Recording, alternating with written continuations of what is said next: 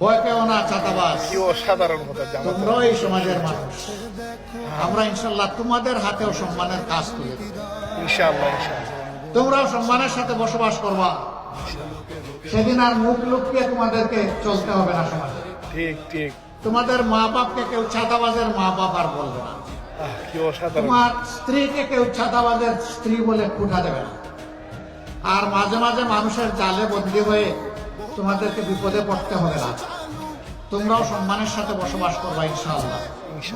আমরা উত্তরবঙ্গকে পুরা একদম ইন্ডাস্ট্রিতে পরিণত করতে চাই, এটা সম্ভব।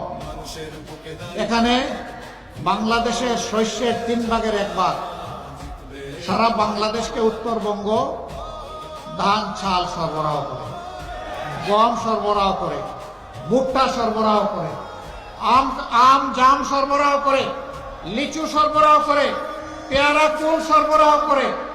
এক কথায় বলতে গেলে বাংলাদেশের এটি হচ্ছে খাদ্যের একটি ভান্ডার। কি অসাধারণ। কিন্তু আফসোস, কৃষক তো উৎপাদিত মূল্যের সঠিক মূল্য পায় না। পণ্যের মূল্য কেন পায় না জানেন? 2টা কারণে পায় না।